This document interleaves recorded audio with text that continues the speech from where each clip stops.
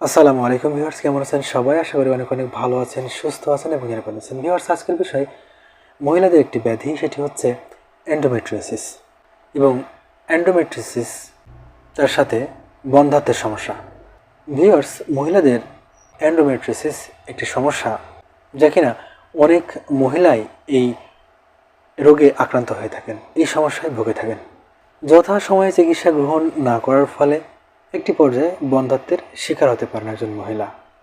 Viewers, মহিলাদের endometriosis হচ্ছে দীর্ঘস্থায়ী স্ত্রীরোগ। এই রোগে অনেকেই আক্রান্ত হয়ে থাকেন এবং অনেকেই ভুগে থাকেন। যখন কোনো মহিলার এই এন্ডোমেট্রিওসিসের সমস্যা দেখা দেয় বা এই রোগে একজন মহিলা যখন আক্রান্ত হয়ে থাকেন, তখন তার ক্ষেত্রে যেটি হয়ে থাকে, তার মাসিকের সময় তীব্র ব্যথা হয়ে থাকে এবং এর পাশাপাশি পেলভিকেও ব্যথা হতে পারে। এখন একজন মহিলা যখন এন্ডোমেট্রিওসিসের সমস্যা হয়ে থাকে, তখন তার কী কী লক্ষণ উপসর্গ দেখা দিতে পারে?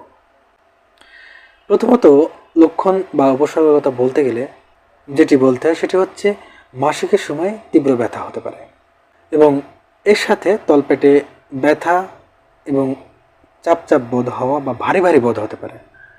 মাসিক অনিয়মিত পর্যায়ে চলে যেতে পারে, অর্থাৎ প্রতি মাসে তার যে পিরিয়ডটি ঠিকঠাক হতো বা ঠিক সময়ে হতো, সেটি এই সমস্যার কারণে অনিয়মিত পর্যায়ে চলে যেতে পারে।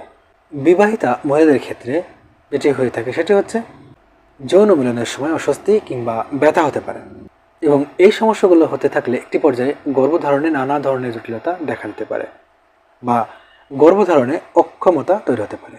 ভিউয়ার্স, সঠিক সময়ে দ্রুত রোগ নির্ণয় এবং লক্ষণ অনুসারে যদি চিকিৎসা গ্রহণ করতে পারেন, তাহলে এই সমস্যা আপনি কাটিয়ে উঠতে সক্ষম হতে পারেন বা এই ধরনের সমস্যাকে বা এই রোগকে সম্পূর্ণভাবে নিয়ন্ত্রণে রাখা সম্ভব। ভিউয়ার্স, ভালো থাকবেন, সুস্থ থাকবেন এবং নিরাপদে থাকবেন। আয়ন হোমিও ক্লিনিকের চ্যানেলের সাথেই থাকবেন এবং চ্যানেলটিকে অবশ্যই সাবস্ক্রাইব করে রাখবেন। দেখা হবে অন্য কোনো নতুন একটি ভিডিওতে।